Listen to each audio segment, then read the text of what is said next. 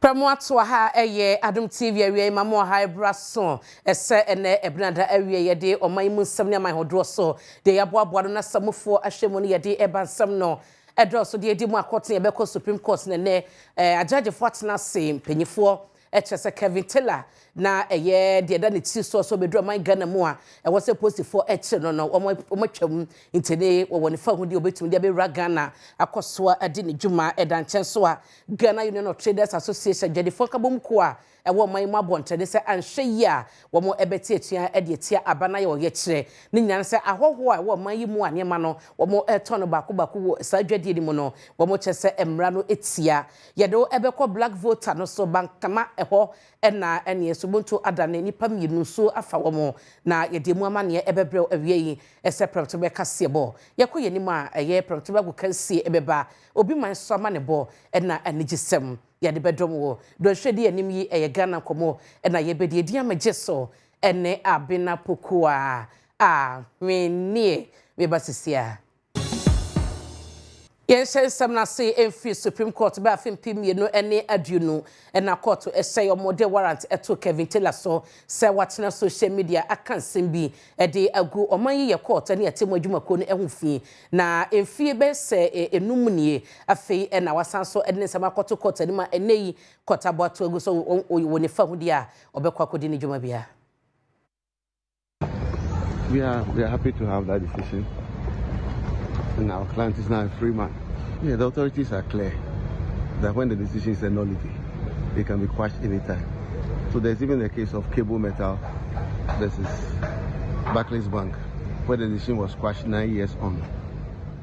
Enti se ye share ye de nam so ema ene asenie eba ye eni atemo no beto abonti abeka ya fimpimi no ne aduno nim Kevin Taylor wo so yobe o social media so ne dwumadie na okeka ensem bi kasa etia oman yi atemo adwumako no na kyese wagom ho fi asanso ede anim guase aka wo mo enam so ma judge ba kwa no high court ede to ne so se ebribi oba bedru Ghana no wo se posefo bambofo ekire no na wode ne ba court ebeyi ensema no bosumi ya ne eye de to sum yenu be se bosum etwa munim en wode one na lawyer for den krata akodan court say sa warrant omode to ne ti so no eni nyina so omama na kwanya ma kire ne nsemu nti so mo yi fi ne so ene Supreme Court kwa assistant ko wi akire no emu enan echese ampa warrant no eni nyina so nti wo mo emontu mu ba ko de na wone enan no enya adwen nti no eni gina ya ebeto adwa ene de ya echese Supreme Court abo sa warrant na eda Kevin Taylor so no omo yi afi ho na ensem krona mu no na eye woswafo a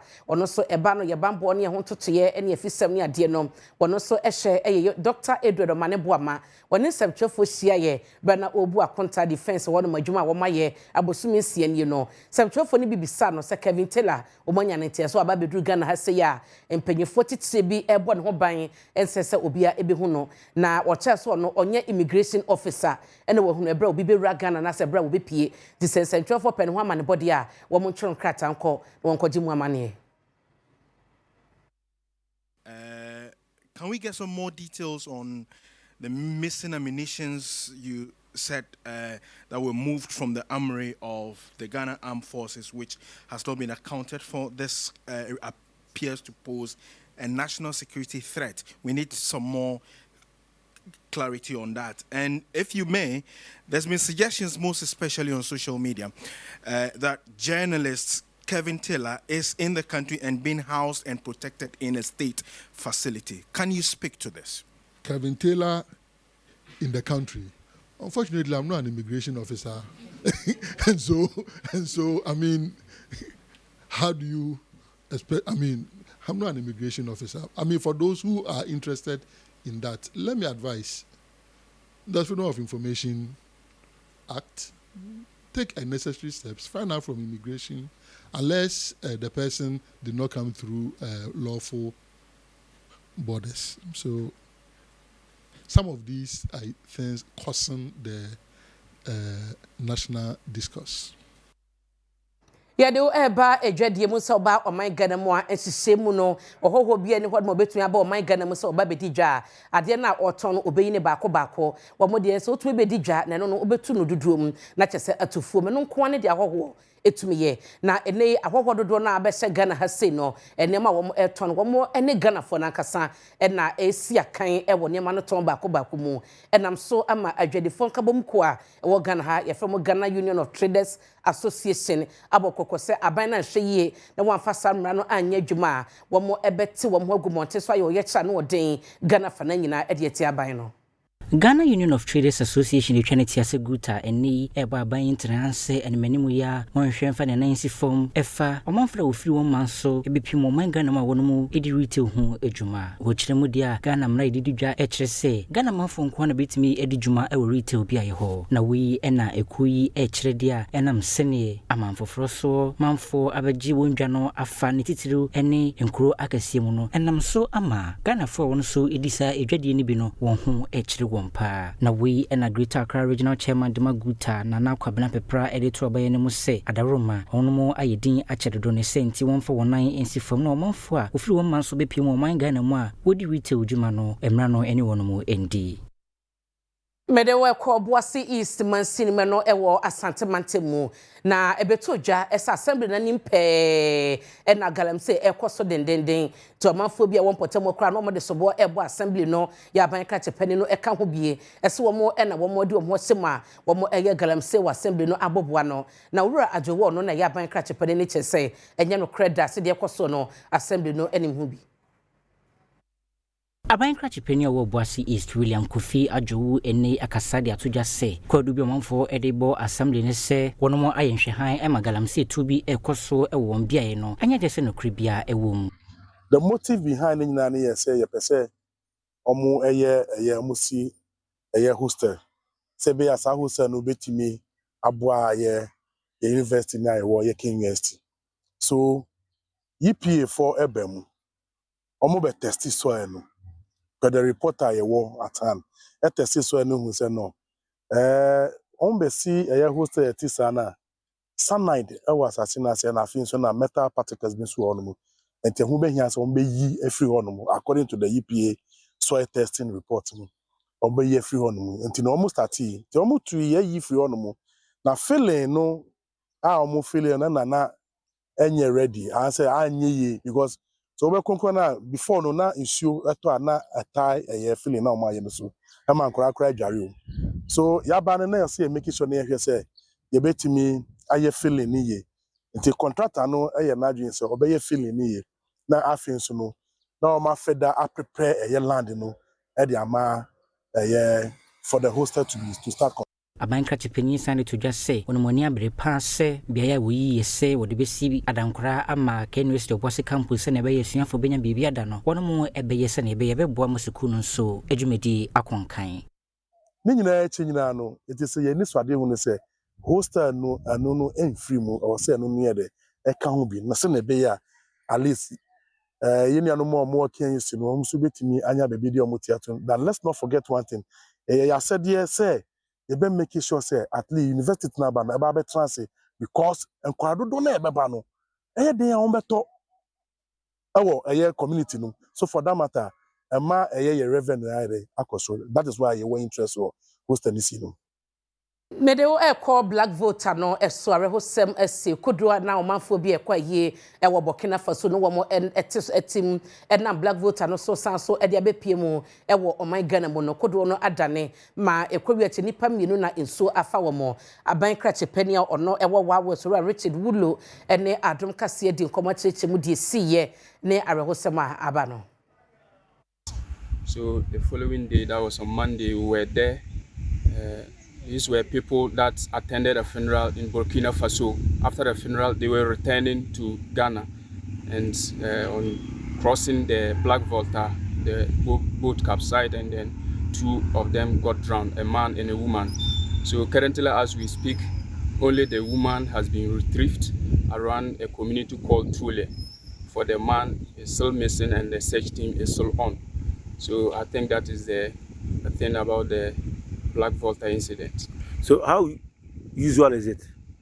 Normally, during these times of every year, when the rains are at its peak, we've been recording such incidences.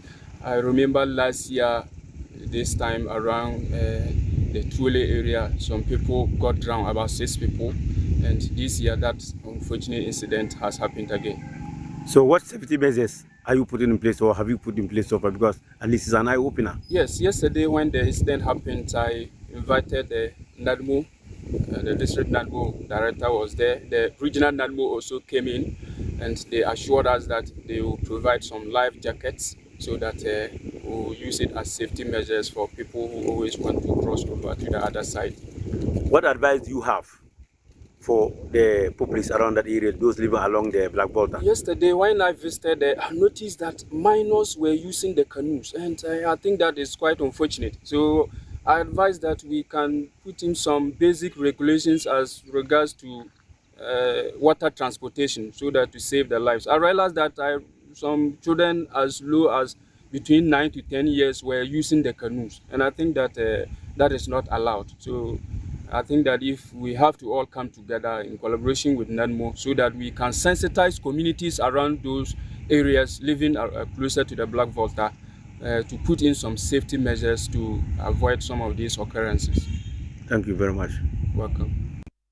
Penya Premtobre Kasee eye Richard Wulo ya bankra chepani ewo wa west was said do sabre ya na Black Volta no eyiri nti ya na nsem bi se no motai etete ade ba ko so wa hunu ene sen kwada bi won ma no mtete kodo so na wo de koba eno so no mo ehwe eka ho asema wo mo ebeyi sade ne nyina fiom na kwada ntumi kwotena kodom enkotwi emfa edom entenemo enka ho na mede wo ekọ adesuamu a asuapan hodo ya wo Ghana ha sei achechefo ena wo mo eche so ahwe ya wo mo ebeti atua ati aban no sa aban no mebi etwemu ka se eye galam system no eya dia ehadwene eno ena Ghana National Association of Teachers eno so eye achechefo mo so wo basic kodom no eche se de utag eka no mo nyom eya dwene wo mo de atoma mpani anim so wonye de hia na emergency no on declare se enei galam se no adokro mana broso se de be ya obibia ebejade wo ye ewo mu se omampanyi ye man penye John Mama o was starting ye bibi was adie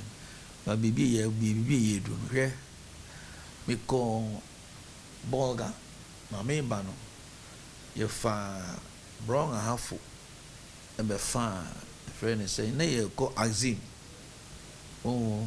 enti me go say ye fa bridges be so fa praso ko fa chifu praso hono ikofa ankobra baby obedu bia na nsuo nyina da ne chocolate ene minim se ye man penyi oyi bibi ba baby egwa kodu no called declare state of emergency and kabeboa onipa etimi ko gina nsuo finfi divert nsuo to go say nsuo nyina ye ni legislation wo ye ni laws wo enunti no mi no na say me ti say legislation na me nka say enyo eye na emomo no say yen no anji san if we don't own it ye nko fa say ye je bibia ka so mo legislative wi a wona wotin nsuo no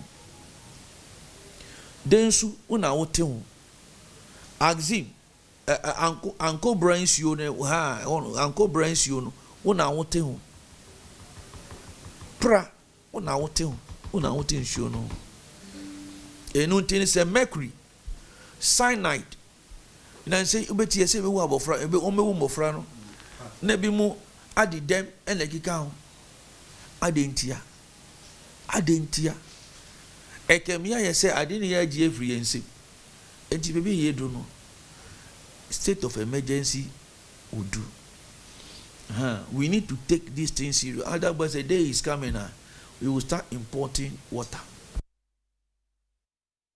Penya wote sawo Kasee eye Thomas Tanko Musa wono na ye twetwefo penyi ema achechefo a womo ewo mayimu ye Ghana National Association of Teachers na ekuo na no womo ekandifo ono eye Ejura Isaac Owusu wo se chebia na ban beka se PTA ye mebi na wo no ekwabi eche na ye hu wo mudwumade papa bia no aban eche so asan ediaba wo se so mudwumade beko so atan ho afebode a na eho behia so mode emra bi ebeba ebebo PTA dwumade ho ban na emra se bedwafie agietum President Emma Ghana National Association of Teachers, Isaac Owusu, Ninsembia Wadia Tuja was saying, I'm Sabine Shese, one by Sansoma Parent Teachers Association, as Sansoya to maybe me my Ghana Emonintino, at a Roma one more Shane Musabino, a bit to medium Rebiaba, PTE, a bit to Mia Sumutin, netting Timeo my emo, or the San Semia Tuja, they were teaching together workshopper, what his shares was say, what you must say and okay. Bako for and children for. Into no school na yeno. Our folk a hubi, a chef for Kahubi. Into the yen I can na a quabi befaso with Mabuano. Yen I am not, ye, they are not to say, a beya, and can receive your four, and shall say, Sir PTA policy no, ye de bayembra. Na ya shall say, our folk quanum, not a chef for no, ya said anything. Woman, it can say, Embrebia ba, a chrow. Said ye, beya, a bebuama.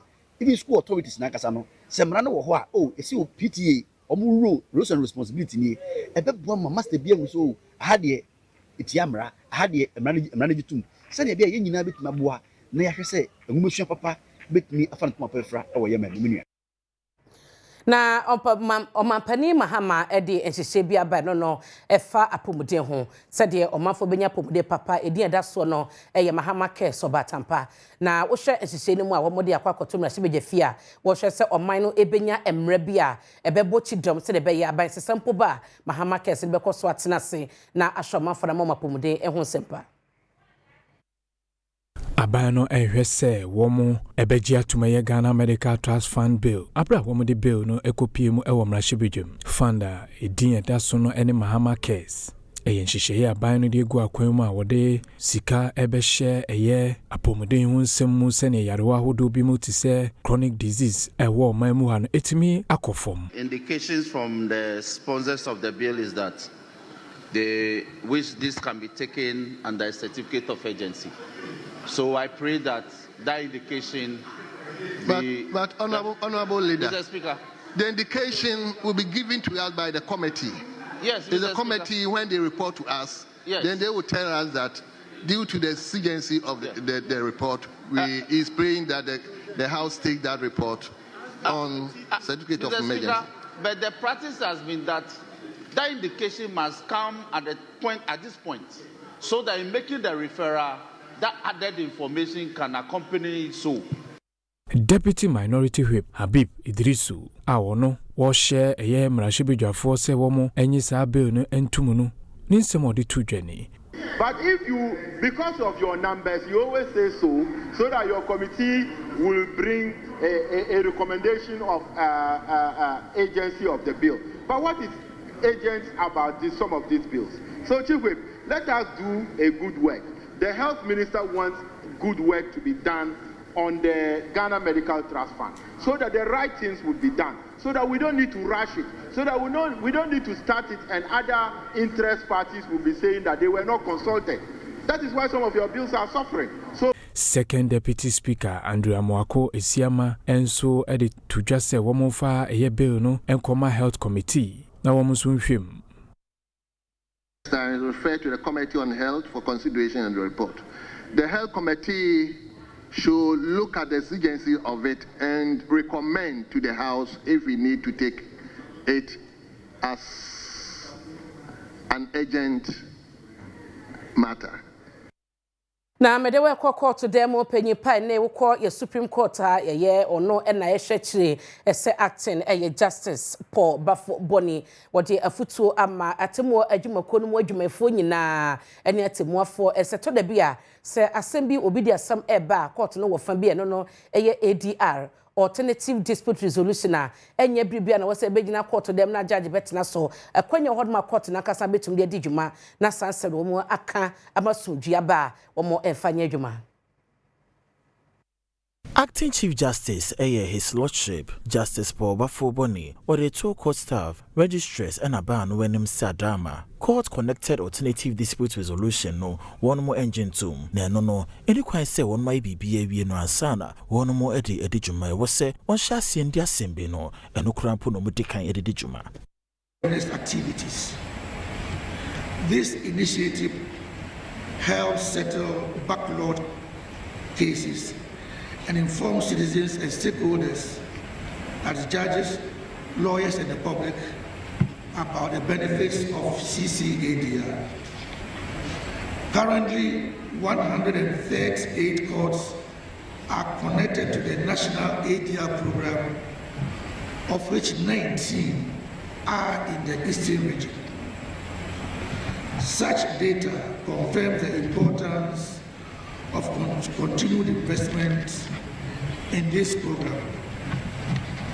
To our mediators and partner institutions, your role is crucial.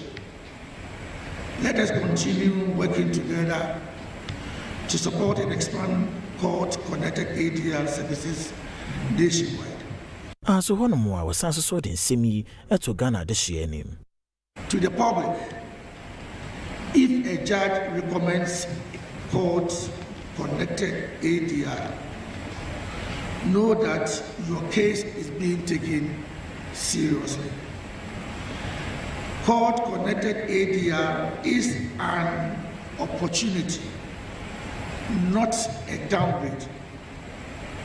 To the lawyers,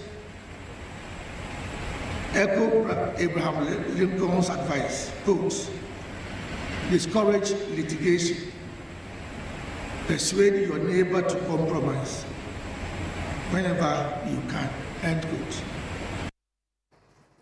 Yet so aso ye call emra sebeje fie ne enablikuma north abaton person so emra sebeje fie manfo eto aba eyi no wo ekọ soi no a ne wakotena na konwa so na dwumade no mpanse ne be hyase ne ndisi amanyo ko na chitafuo bi a wo mo hyehyɛ party ntade ne ade duru ho no wo ma mo kwan a mo emra sebeje fie ho no yesase etiamra sa wo de party ntade ebeba ho erabnenti ne yabatena ha ebe yesi yemen yenru inside yeso yetina abontin an ma atwen no esita ma obepi no ho do ntine ye wa ha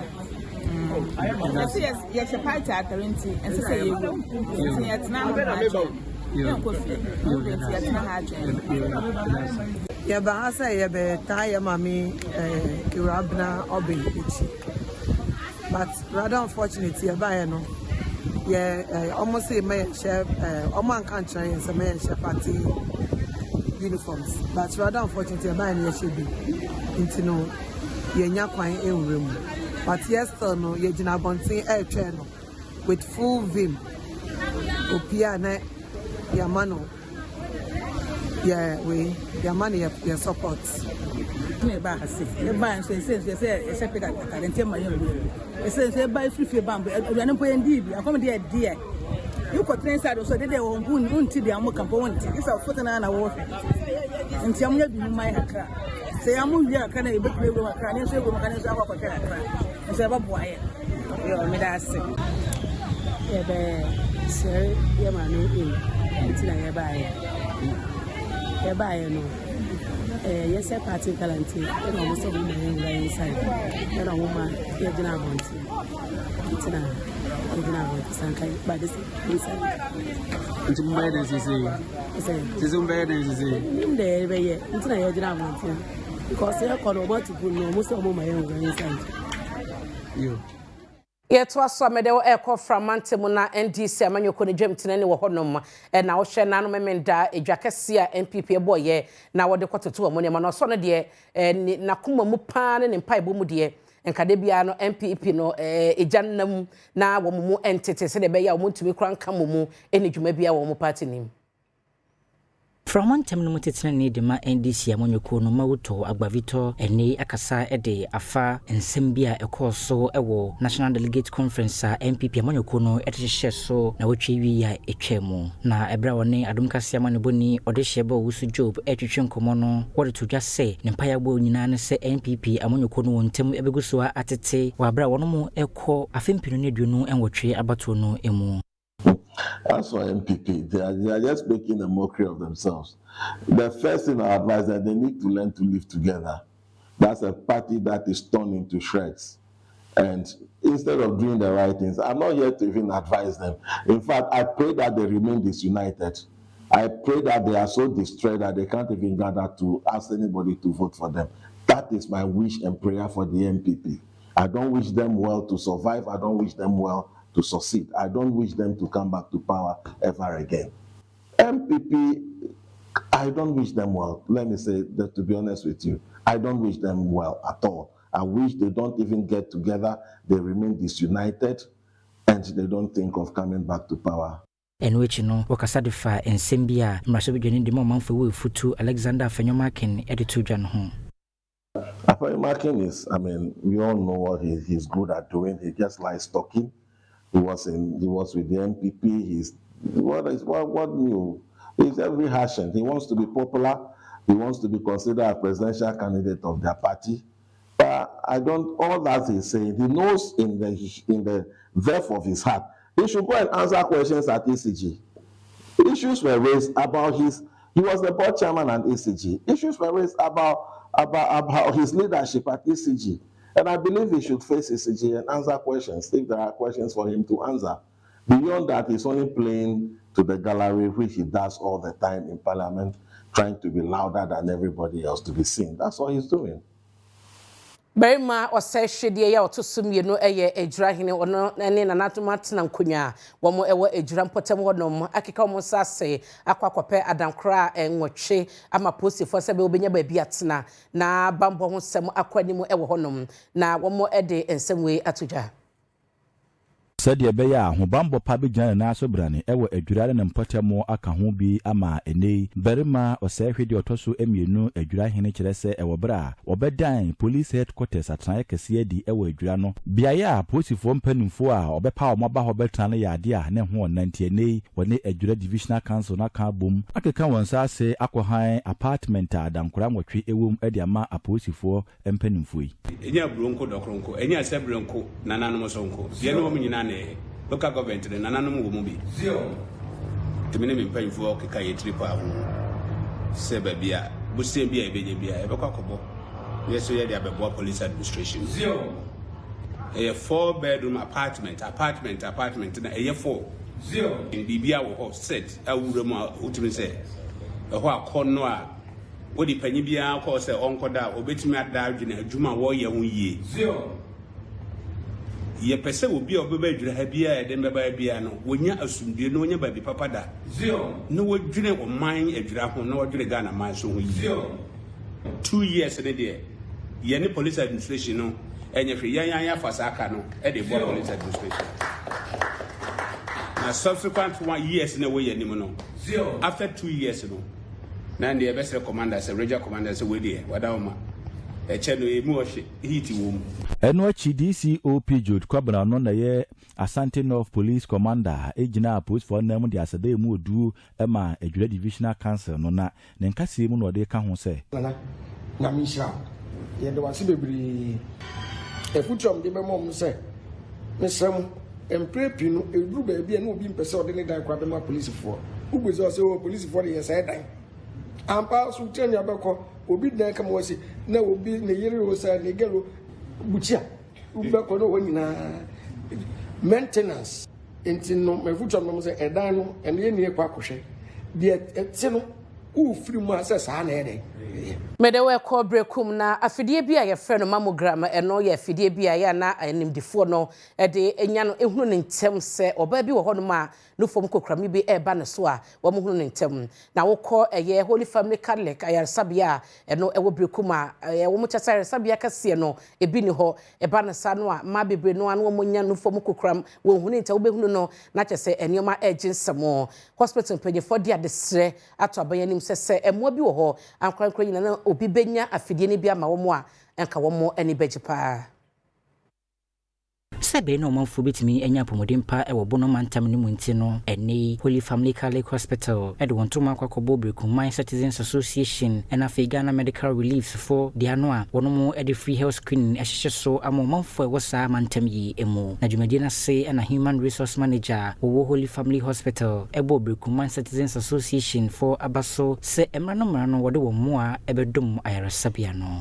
mamu dwane e fidia sabio e kwani mu sene ne Brekum aso mu kan de bae no ya no beboa am yetimi ahunu sa kram ya no entem ehunu tan so bitimi aboa am yetimi aso ano esenti ne ya sabi aka holfam na ye hia kese as far as edwuma ye no is concerned sa mammogram no no sabi o ye doctors akuni ne ya yenya bia ne yehu ya de ya betimi operation ye wo yakotu ni pharmacist a omo enim oncology ho adwuma am behu nuro betimi de masafo yi no matimi opeti chemotherapy am yetimi de aboa rekuman adehia ombenya sa ya de bi esenti ade a aka ne sa mammogram no ya sister kan wa fidi asabi ne boso kwa shi kakra na se yenya abefo afidi a yenya betimi aboa am yetimi ahunu sa ya de entem ne yehunu so asabi yetimi afa no entem sesi e ka se yehu sesi mpo a yeso omko kumase anankran Echino, local president Dema Brikuman Citizens Association, Professor Daniel Obin Ofori, and so editor just say. Yen mammy, ya papa, ya nanon, bebre, or more yarin so be a second hospital. To where they are free, there's any neighbor carbon, Holy Family Hospital, near the one band, send on bois, now my breakum for Nina, and ya pomodin, I intend to do a mamba. Major semi search of my body, a kawachi, a better. Mamena se uguswa kame ho awie mede wo ekwato emantem ni mu a wokọ honom na takrade krokase no dina ya na susue bebre no a ba otimu wo free takrade na wo rewra mu a akọ emiamia bi ti se eye amanfo ene fonkomu ni ade no akwambone pa amenamena na edidemu a na eche se enyoma nyina enwie peye titiu eba no akwan ho a Adom Kasee akofasa maneboyi abrel Ahanta West Municipality akwan bi ewo ho eyade asepa fonko ekwan ema omanfo eti sampatemu no bre asukufo ne womo a womo ekọ adwuma enam so amashemkafo a womo efa sa akwan awodo ewo sampatemu no agya sofa ashemkafo bi a womo fa akwan awodo ewo sampatemu no so no ede atudwa se amoduma ne yakwato yesije yeduma week 3 days no 3 days ne asna ko shop asna ko tanu ya you match la week ne asna ko shop ya kwato yo to bonchel kwato boy bi entanchel ne asna ko to week 3 days e kwa ne de ya bre wo so pa ya bre wo to shop anche na ni na condemn for joint condemn nso to dia ne chete ntimi nya dwuma wo so pra ni aka asukufo ene enyumafo bi a wo mo ne Adom ne sinsenchofo etwetwe nkomo wo kira. Sometimes you see, as I said, the respiratory diseases, it brings us down. We can't even go to school, so we don't even get adequate knowledge for us to learn properly or to write our exams. I best on this station. So if you are catch or the aviation by 8, let's go to station by 6. I hope no one will pay you. I want to know how you are. Tembia say any about you in Crampo Nancy and it's a car, Memo Yinji. Nay, 2 years or like, you don't pass I can see you know about Ebimu so echra ya de nyansunsu aso bone pa e wo wom apomuden eso. The facilities collapse. Most of them collapse one year functional because a boy restaurant obiamba e be a guest house nipamba enwa nti e besre se ninya obia se kwan no if no one waste down them rent kra nipa betima no wetu enwa nti e founder no ne da Vivaldi Maternal Health Anon Victoria Donko ye senior midwife ewo ho ade tudwa se pregnant mothers baby o proma baby na wonya miscarriages because of ekwan no obi also moko town mo aba abako baba no na moja papa no there wasn't zemikaba obeba no na wenya miscarriage ode yebo no manyesa ne fi ho en o record baby so when you san foforo no pa ayo ho adwene pa first trimester no what for kwani du kakra na nyesa no wase nti ode yi fi ho na foforo osanaba Medewe ko enfrifri mantemu na gomwa is mansini mu no adwuma dodo no eye kwe adwuma na akwafo bia wo mansini mu dia de se etum se adwuma na wo eye no wo hia akade nya akade no nkomo se aban so betumi a nkomo makwanya no mo enya besia ketinkiti bia wo betumi de twetwe mo ho na wotumi aye adwuma na manua ne dodo abakrom Gomwa East Assembly any mighty crops akawontuma bomwa won modern tete ama ekuafo a wondodo eye ahenu ewo abefo kwan ye faso eyekua ewo omanyi emu titiri woni omanfo won mu edua brobesa na ebe ya ebetumi aboa ama wadua na dodo mu no watono na dodo mu ne bra wode sa entity ema ekuafo yi ewieye na ekuafo yi bi ekyerese ekame ese aban eyi won totwene achedodo nanso adawruma wontwenani emra mehwe won mo sa na ebe ya enema hodu bi hia mo kuya ye no atumi akonkan no wonfandom won mo sanso so ena sofluence won sakibia ebetumi aboa ama odwumedi akoso no atumi enso afa omanfo adwumamu se ye betete won kakra ya behwe o farm ye besoma nipa ma na behwe wasetena ahwe o farm amma won akade bia se wodi ye adwuma sebe metumi afa don bet se 10 20 ni minimum aye adwuma ekodwa ye hia yama bebre ofa yama wodi ekwefu mu mfobwa nose mask na yema ye de bayiye wadubo spray ni adina ni na ye hia bi sa na first na yenyim na sese wo chechre yende ye hia wo mo ade wo so botu aboyen.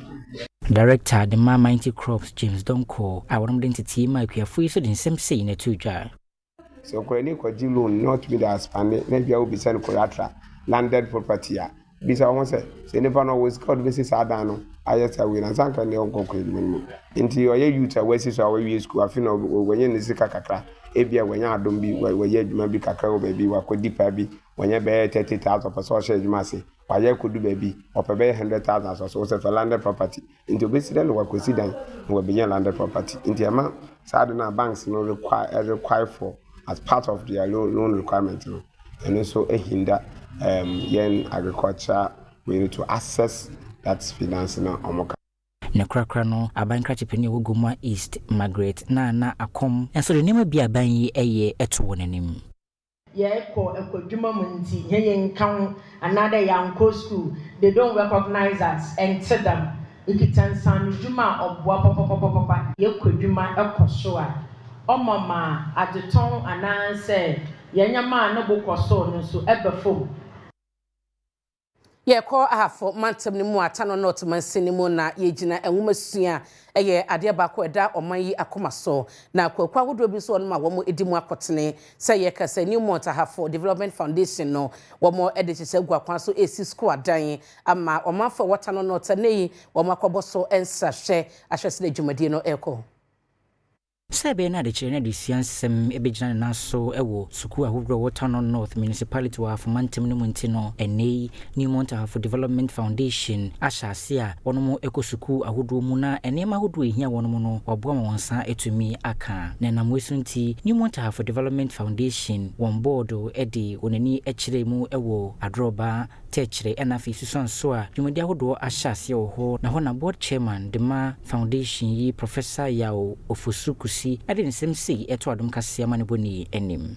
the technical institute na yes starting no because I know a bit me ama my animrantie wo ho no ebinu betuma ko school wo ho enye omu nyana na so mokọ ba bi foforo na etosumi no a bit me ama nipa binum so anya adwuma and most importantly no the next generation no ombenya education a ombetime e de abom right renovation work I call teacher me I think say omabom ho modern Echino head teacher what teacher RC Basic School Edu Kwesi enso edit yanim say I'm say juma na de fe ye aboyen bebre first na ohwe school dan na classroom say tutu floor no nchense na hwe atmosphere na in fact na ma teaching and learning enya nika edu ba bi krampo na obi free outside ba no ba be school no na o ka so won tena simpo a also we de ye kwa aba nipa de mabio efisa na ma adusua ekoso na ye niam bebre na de fade sa adwuma die ba ya ma chichafo ani age nkokola no so ani age bebre ye kwato mantemu anasem chefo enkabomuku akandifo hono no apa dwumadie bi hontuma eno no eba beboa yie wo mo beye encheche dwumadie asanso abo ase de beye na empotamu na wo mo ewato mantemu no enyumakwa hodo so aba fasodie pii amomanfo no Journalists Association fa ewo atoye mantam ne mu ene akwakopa wono corporate social investment dialogue and exhibition hontuma sa dwumedi eba bebo ahwese enwuma hodoa ewo mantam ne mu no wono betimi adane ani se ne ebe ya wono mu ebeboa enkuru ahodoa ewo mantam no emu. Today's theme, media's role in catalyzing accountable CSI, reflects our commitment to amplify this impact by fostering trust between you and the communities that you serve. As your allies in progress, we commit to one, amplifying impact by showcasing CSI projects that allow a community needs, not just through headlines, but through sustained storytelling that highlights lives that have been transformed. 2. Verifying outcomes to build trust, independently documenting successes to strengthen stakeholder confidence. 3. Facilitating dialogue. We create platforms where communities voice priorities, enabling you to refine initiatives for greater relevance. And 4. Recognizing excellence. Through initiatives like the CSI Impact Award, we will spotlight innovation, whether in education, infrastructure, or environmental stewardship. Oswafo wo atoye mantam ne mu Joseph Nelson enso ebo jeje abaso se eni wonam de sabutaye we sei ese wonani so na won paya wo bonyana ne se ebetumi aso abapa. As a government, we continue to work under the guidance of the national agenda and within our own regional coordinated program of economic and social development policies. Yet, we acknowledge that government alone cannot deliver the full scope of infrastructure required, especially in the areas of rural roads, water systems, school facilities, health centers, and ICT infrastructure.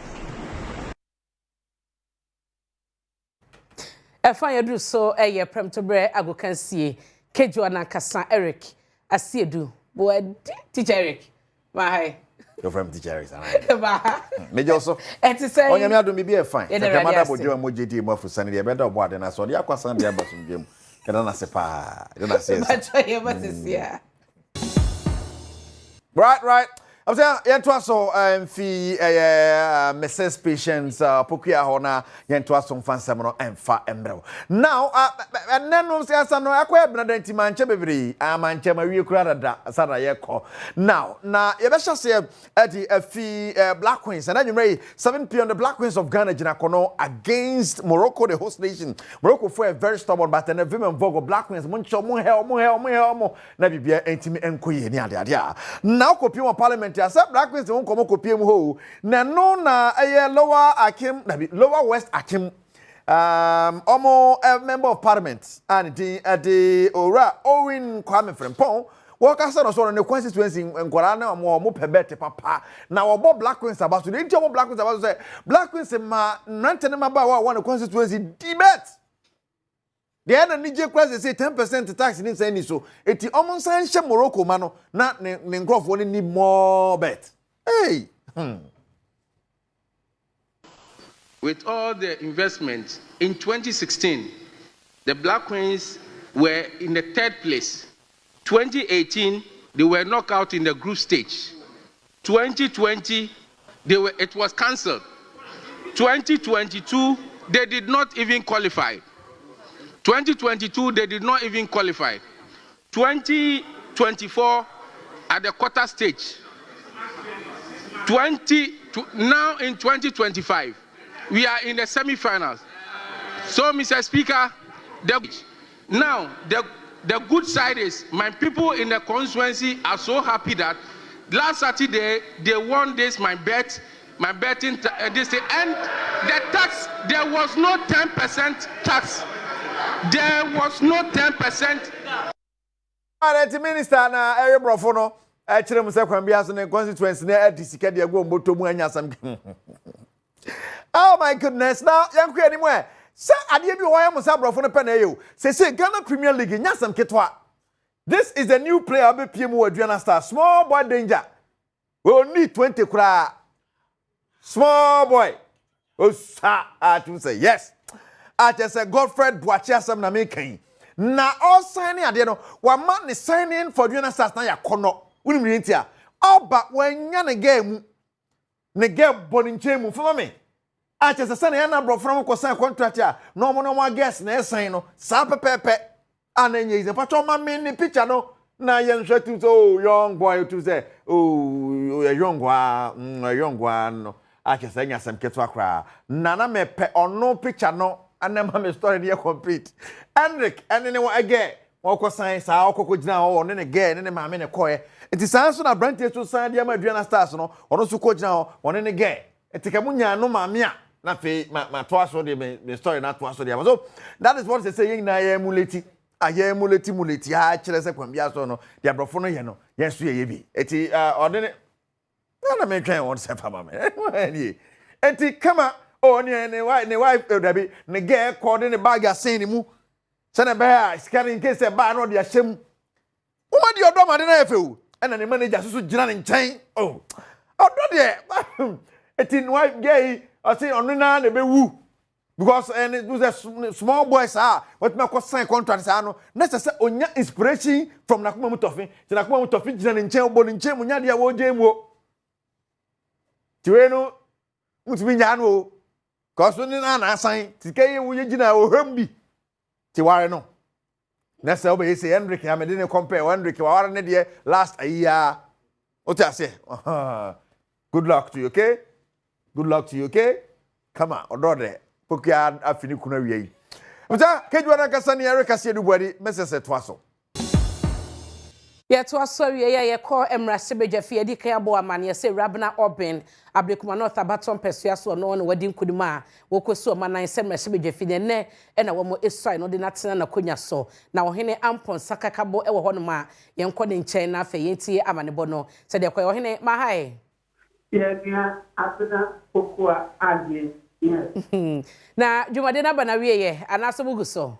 Meno kasa die bedi nyina abana wiye ama sika agane nine so na what's say one day eye ewabna open ednatumu se emrasebe jeni abra na obesu aye edesire oman nyina ewo emrasebe de kese na tese wodi no ebona anobaka kaka na bakotna na kunya si ebeka se ededie eyedi eyade ablikuma north constituency wono enya emrase bedeni na ansa na no yeba bedu hodum no na enipa bia NCC nipa bia ti na chia de ba bia enya dia emrase bedano emo mo kwan decrease for tese aha yemfa party attention yemfa kokoni ade ba etitomu dina monte ni nyina no yebedi no eba so a yekilitu na mo asemba ko be se the kuma wo ma se be bia ni se yeti ma se be nu atumu no enya ade a wo wo de wo be shemu eno ti Ejura Frank another doctor and the Wizard now we have to walk at Sika Manan Casacra and then the Doma Casadia and the SCP and I said, would be a dear de moi, Dom Kumanina, a P. Bible, say, a year you met you, I would say, Dom Kuman Abba, a Yemoa, over 12 years. It did man. Now we are Mahama, I got a test. Ghana for Yenya says, what's the Pacific one? You would be now. Yes, Cassell. Enya de duosi ye de ba be ni me bia nse na mfata ni ama ye de be ni na no eye nyoma e be ni aboa no man no so etupo e di say die me no ka se di me di ni na ba na yiye mate ohene amponsa kakabo na wotene ka no de akoso emra shebegya fie be anigi semu no kwabna enyom aso ye de ato anim se enya emfie no aduonu na ode hyehye bebre na gu akonso a wo be hye ni die no ode atudwa esenyom no obedandamu no remis ebeba. Are you gonna touch it? Oh, the song, I say, the song has been celebrated once already. I mean, since it's a beautiful song we all attest to, it's been celebrated by our recent, our reigning artist of the year, can promise. Correct. But he did something with it. Of course, I think after 20 years, we need to get a version of it, don't you think so? A new version of it, don't you think so? Do we agree? Front and back, yeah. We agree. Okay, if we agree, then I also agree. Of course, at the latter part of the year, I'll be releasing an extended version, a remix to Aso, and of course, it will not be just Kabna on it. So there's going to be a remix, of course, by the end of the year. If not only. kwabena na wote se na sa wo hye se o kasa no menyina ne semi so na ene awia Premtobre Kasee bo ni nyina me fancy edin ya megye so ene abena pokua wenie mada wase ama mo ene hye okoma kra ba ko waka ensreja Ejura enwuno numere 1 hyehye wo de fire for adwumadie eto aso makrao